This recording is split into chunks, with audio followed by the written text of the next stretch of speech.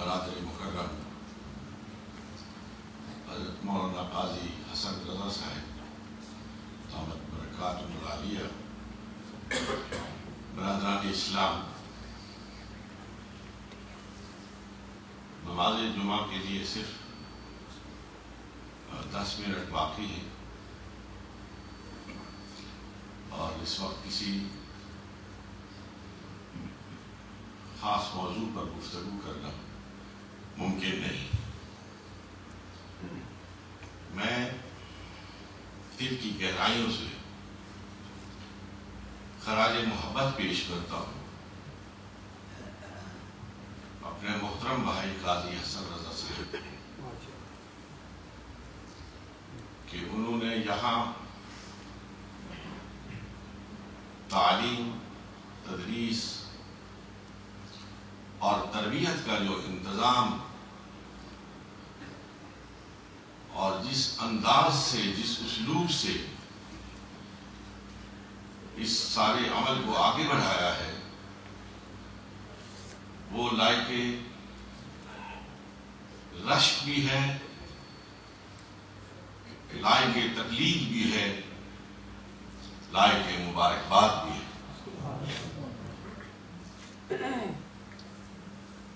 بلا شبہ علم وہ فضیلت ہے کہ جسے اللہ رب العالمین نے فضل عظیم قرار دیا ہے۔ اللہ جل مجدہ نے ہم سب کے آقا و مولا جناب محمد رسول اللہ صلی اللہ علیہ وسلم کو بے شمار صفات سے اور اعزازات سے سرفراز فرمایا، لیکن کسی اعزاز کو اور کسی صفت کو فضل عظیم نہیں فرمایا۔ صرف علم کے عطا ہونے پر، علم کی فضیلت سے متصف ہونے پر ارشاد فرمایا وَقَانَ فَضْلُ اللَّهِ عَلَيْكَ عَظِيمًا۔ اور میرے انتہائی قابل احترام برطانیہ میں رہنے والے مسلمانوں، وہی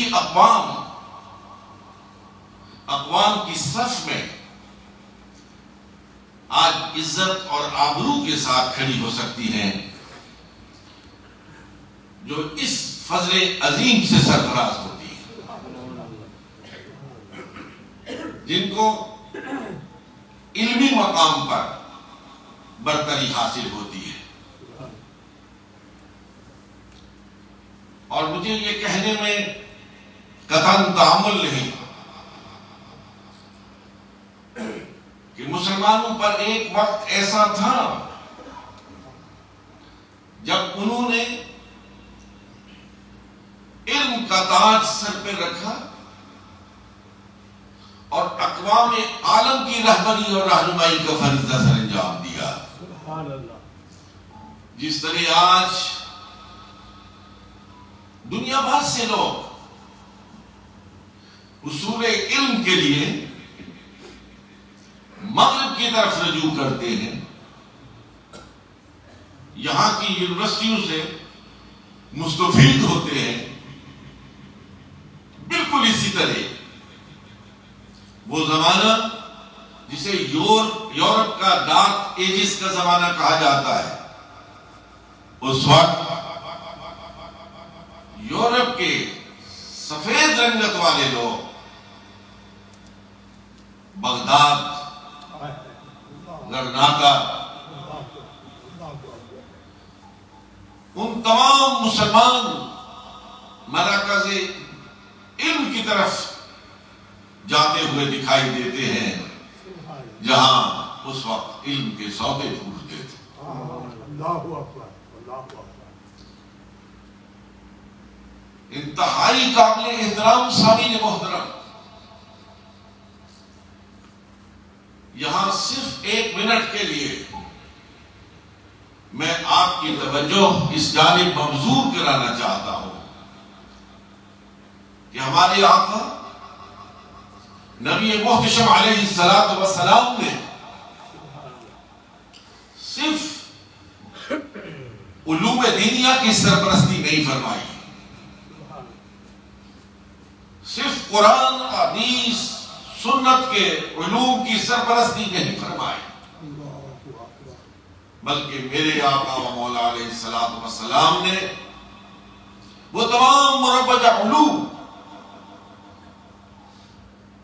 جو زمانہ رسالت میں کسی قوم کے لیے ضروری تھے، سب کی سرپرستی فرمائی ہے۔ آپ علیہ السلام نے اپنی سرپرستی میں زبان دانی کی تعلیم دی، صحابہ کو تفسیر کا موقع نے متوجہ ہی نہیں کیا، بلکہ بعض صحابہ کا اختصاص کر کے ان کے یہ ذمہ لگایا کہ وہ مختلف زبانیں سیکھیں اور باہر سے آنے والی وہ خط و کتابت جو رسول اللہ صلی اللہ علیہ وسلم کے ساتھ ہوتی تھی اس کو پڑھے بھی اور اس کے جواب بھی دے۔ سبحان اللہ۔ میرے آقا و مولا جناب محمد رسول اللہ صلی اللہ علیہ وسلم نے اس وقت کہ حربی علم، جنگی علم، خاص طور پر نیزہ بازی اور تیراکی اور تیر اندازی اور جسمانی طور پر مضبوط ہونے کے لیے، جفاکشی کے لیے جتنے بھی طریقے تھے ان سب کی سرپرستی فرمائی، اور مسلمان نوجوان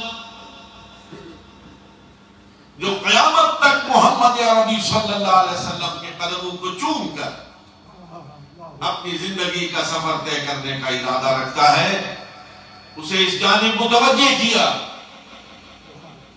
کہ صرف قرآن اور حدیث تک محدود رہ کر تم زمانے کی رفتار کا مقابلہ نہیں کر سکتے، قرآن کا تاج سر پہ سجاؤ، حدیث اور سنت کو آنکھوں کا سرما بناؤ، اور پھر زمانے کے تمام متداخل اور مربج جو علوم ہیں ان میں دسترس حاصل کرو۔ آپ اس حلقے کے لوگ قاضی صاحب محترم کی کوششوں سے مستفید ہونے والے نوجوان خوش قسمت ہیں، اللہ رب العالمین کا ان پر فضل ہے کہ انہیں ایک ایسا قائد، ایک ایسا امام، ایک ایسا مربی، ایک ایسا مرشد نصیب ہے جو قرآن، حدیث، سنت، فقہ کے ساتھ ساتھ زمانے کے علوم پر بھی گہری نظر رکھتا ہے، اور وہ اس قابل ہے کہ برطانیہ کے رہنے والے نوجوان کو انگلی پکڑ کر اس راستے پر چلائے جو راستہ منزل سے ہمکنار کرتا ہے۔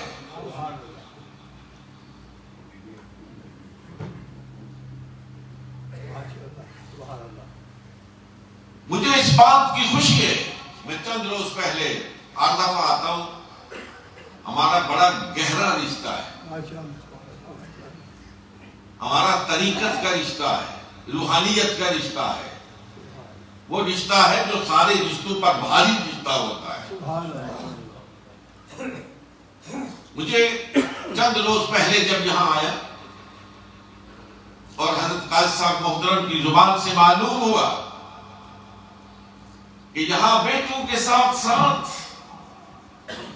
بیٹے بیٹیوں کی تعلیم اور تربیت کا بھی انتظام کیا جاتا ہے۔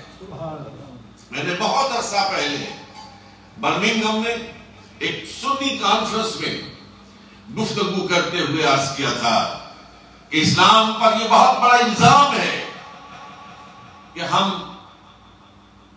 اہل اسلام بچیوں کی تعلیم کے مخالف ہیں۔ ہرگز نہیں، ہرگز نہیں۔ ماشاءاللہ۔ میرے آقا و مولا جناب محمد رسول اللہ صلی اللہ علیہ وسلم نے جس طرح بچوں کے لیے حصول تعلیم کو لازم قرار دیا ہے، بالکل اسی طرح اپنی بچیوں کے لیے بھی حصول تعلیم کو لازم قرار دیا ہے۔ سبحان اللہ۔ میرے میرے والد صاحب کا ایک جملہ میرے ذہن میں گردش کر رہا ہے، جو آپ کی نظر کرنا چاہتا ہوں۔ وہ فرماتے تھے آج بھی حسین پیدا ہو سکتے ہیں، سبحان اللہ۔ آج بھی حسین پیدا ہو سکتے ہیں، فاطمہ کی گود کی ضرورت ہے۔ فاطمہ کی گود کو پیدا کرنے کے لیے حصول علم کی ضرورت ہے۔ بچیوں کو قرآن، حدیث، سنت، فقہ اور مدرجہ علوم سے آراستہ اور پیراستہ کرنا آج کی ضرورت ہے۔ یہ ضرورت پہلے بھی تھی، آج بھی ہے، اور اگر آگے بڑھنے کا ارادہ ہے اور اقوام کی صف میں عزت اور آبرو حاصل کرنا چاہتے ہو تو بچوں کو بھی بڑھاؤ اور بچیوں کو بھی بڑھاؤ۔ سبحان اللہ۔ آپ کو علم ہے کہ جہاں میرے آقا و مولا جناب محمد رسول اللہ صلی اللہ علیہ وسلم نے مدینہ طیبہ پہنچ کر مردوں کی تعلیم کا اہتمام فرمایا، بالکل اس کے ساتھ سرکار علیہ السلام نے بچیوں کی تعلیم اور تربیت کا ذمہ دار حضرت عائشہ اور حضرت حفصہ کو ٹھہرایا، سبحان اللہ۔ اور انہیں خاص طور پر لکھنے کی تحریر کی تعلیم دینے کے لیے حضرت حفصہ کو ذمہ داری سونپی گئی۔ سبحان اللہ۔ اور میری سننے والی خوش قسمت میری بیٹیوں اور بہنوں، اگر حضرت عائشہ نہ ہوتی تو ہمارے دین کا 1/3 حصہ ہماری آنکھوں سے اوجھل رہتا ہے۔ حضرت سیدہ طیبہ طاہرہ عائشہ صدیقہ رضی اللہ تعالی عنہ کا ہم پر احسان ہے کہ انہوں نے وہ تمام مسائل اور وہ تمام طریقہ تعلیم جو محمد رسول اللہ صلی اللہ علیہ وسلم کے لیے کا عورتوں کے لیے مخصوص تھا، وہ آنے والی نسل کو پہنچایا ہے۔ امہات المومنین زندہ باد۔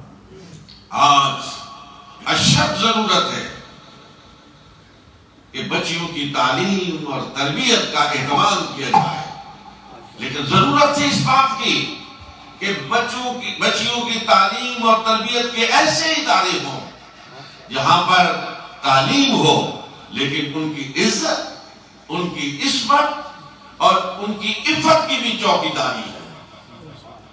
اس لیے کہ تعلیم کو عزت، عصمت اور عفت پر قربان کیا جا سکتا ہے، عزت، عصمت اور عفت کو تعلیم پر قربان نہیں کیا جا سکتا۔ حضرت قاری صاحب کو یہ اللہ رب العالمین نے توفیق عطا فرمائی ہے کہ انہوں نے یہاں اس ادارے میں جہاں بچوں کی تعلیم اور تربیت کا اہتمام کیا ہے، وہاں ساتھ ساتھ اپنی بچیوں کو بھی زیور تعلیم سے آراستہ کرنے کے لیے اسی انداز کا یہاں انتظام اور انصرام فرمایا ہے۔ اور آج مجھے معلوم ہے کہ یہاں پر ایک نئی عمارت کا سنگ بنیاد رکھا جا رہا ہے۔ میرے مسلمان بچوں اور بیٹوں اور بھائیوں، دنیا میں کوئی کام فرد واحد نہیں کرتا ہے۔ اس طرح کے کام کرنے کے لیے ایک ٹیم ورک چاہیے، ایک مضبوط تنظیم چاہیے، کندھے کے ساتھ کندھا ملا کر اور ٹخنے کے ساتھ ٹخنا ملا کر چلنے والے دوست اور احباب چاہیے۔ مجھے خوشی ہے اس بات کی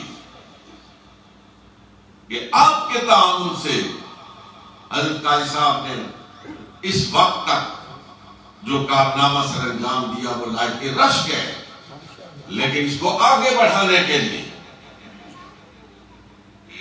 اس کام کو اپنی منزل سے ہمکنار کرنے کے لیے، اور وہ جو قاری صاحب کا ایک ویژن ہے، جو ایک ہدف ہے، اس کو اچیو کرنے کے لیے آپ لوگوں کی ہمہ وقت تعاون کی ضرورت ہے۔ آپ نے پہلے بھی ان کے ساتھ تعاون کیا، لیکن میں امید کرتا ہوں کہ آئندہ آنے والے سالوں میں جہاں انہوں نے پہلے صدیوں کا کام سالوں میں کیا ہے، میں امید رکھتا ہوں کہ اب سالوں کا کام انشاءاللہ مہینوں میں ہوگا انشاءاللہ العزیز۔ اللہ رب العالمین آپ سب کو کامیابی اور کامرانی سے سرفراز فرمائے، اور آپ کے اس مرشد، مربی، امام اور سربراہ کو صحت مند زندگی عطا فرمائے اور اپنے اہداف کو مکمل کرنا نصیب فرمائے۔ وآخر دعوانا الحمدللہ رب العالمین۔